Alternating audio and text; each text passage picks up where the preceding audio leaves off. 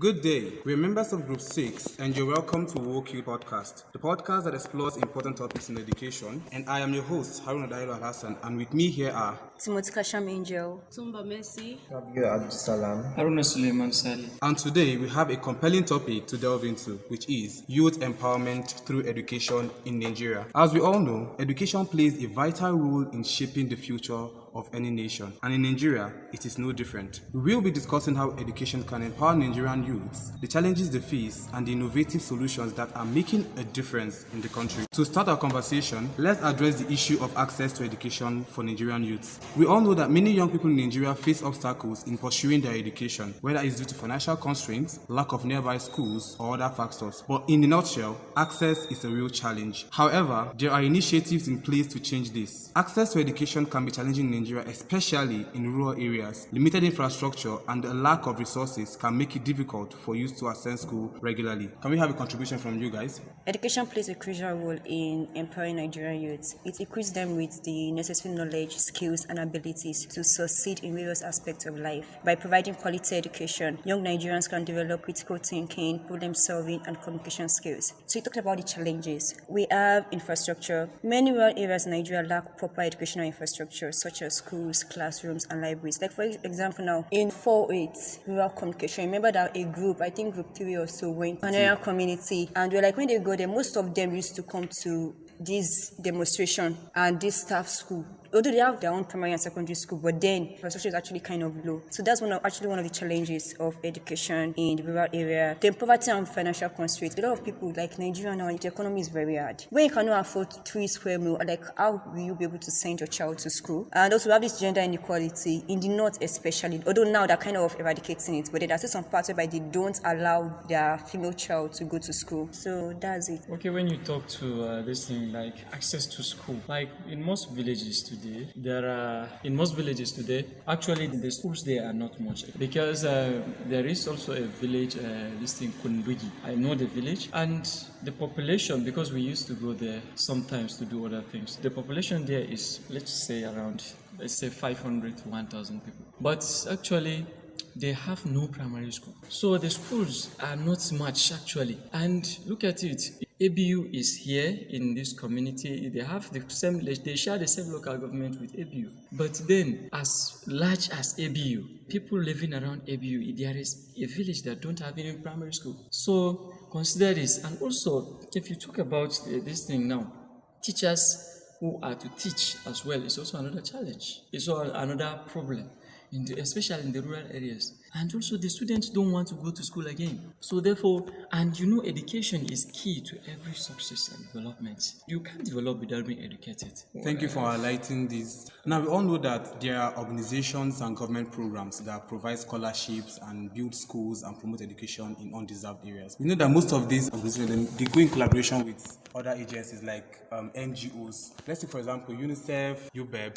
They're always looking for how to come into, should I say, contract or relationship with mostly remote areas in African countries where they bring about awareness or bring about campaigns and seminars where they educate people on how important it is to get educated, even if it's not formally, like learning skills, because we know that education does not have to be sitting down within 4 corners of an establishment. It has to be something you learn new, something that improve, or should I say enhance what you've learned before. So one of such initiatives now we can talk about it, like let's say, for example, we can use DOS as an example now. We know that quite alright, people want to go to school, but then again, because they are like very, very busy or they have 1 or 2 engagements, but they still want that qualification as who has gone to school. They engage in these lectures where they have their lectures online, do everything online and do assignments online and write examinations like once or twice in a year. It closes that gap where class wants to come to class and sit and have lectures, but then again, you're having this physical classes and the same person who have the classes online, we are both the same people. That's one, one goal that this education has been able to achieve now. So let's see. We also know that education should just also go beyond notes learning. It also focuses on practical skills that can lead to employment or entrepreneurship opportunities, like vocational training now and entrepreneurial programs. They are becoming more prevalent in Nigeria and they are helping youths acquire valuable skills. For example, ladies, you have your makeup, playing your fashion. You can contribute to that now. Okay, so there are several government initiatives and non-governmental organizations working tirelessly to improve access to education in Nigeria. And here are a few examples. For example, the Girls Education Initiative. It recognizes the importance of gender equality equality in education in the Nigerian government. In collaboration with NGOs and international partners, and has implemented initiatives specifically targeting girls' education. These programs focus on addressing barriers such as cultural norms, early marriage, and lack of resources that hinder girls' access to education. We also have organizations like Educate a Child Initiative, that it's an NGO that works in partnership with local organizations and communities to provide access to quality education for marginalized and out-of-school children in Nigeria. They focus on reaching children in remote areas, conflict-affected regions, and those from disadvantaged backgrounds. We also have the Bridge International Academies. This NGO operates low-cost private schools in Nigeria, providing affordable and quality education to children from low-income families. They leverage technology and innovative teaching methods to deliver standardized education in undeserved communities.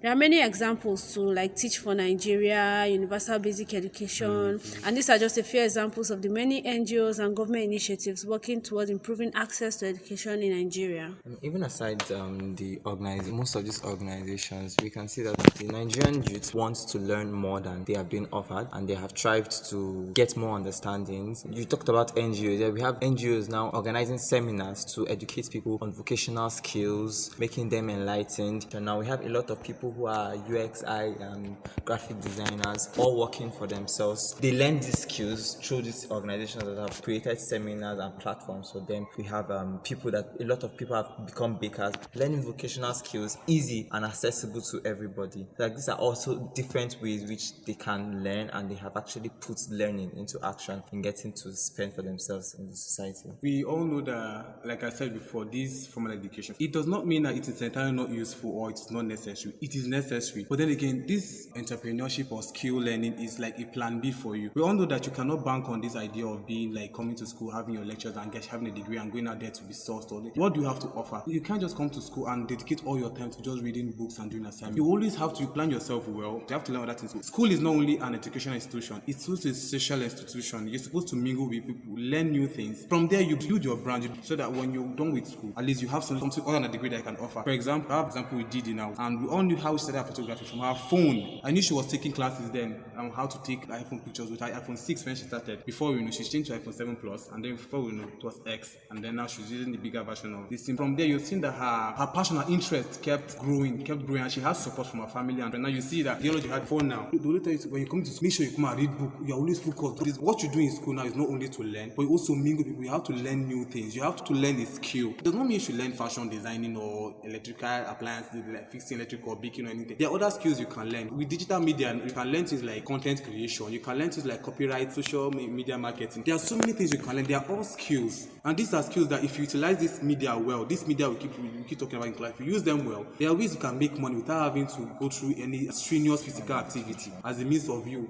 getting a sort of income, sense of comfort. I think some weeks back I was going through something online and I saw some opportunities for you to actually learn and be paid for learning. It's like these are also some benefits that would even make the youths even interested. Like a lot of platforms, most they are all dealing with the tech people, all these UXI and the rest of their designing. So like they offer you the chance to come and learn with them, come and intern with them, and alongside you interning. So now you're not just gaining the knowledge, you're also earning for yourself. You're learning, getting a skill, and also getting something that you can use to hold for yourself. So at the end of the day, it's a win-win for you. You're getting two things from one. So even if education setting, like the university, they have general courses that we take, like entrepreneurship and innovation. Then we also have this program that was set up by the Student Representative Council to teach different students different skills. So that's to show that even schools teaching formal education know the use of having plan B and having so that you can use them outside in case your certificate doesn't work for you. No, I'm not quite sure of the accuracy of that information, but they said they want to include, though we have it, but it's not really effective in secondary curriculum. That you are saying they want to taking out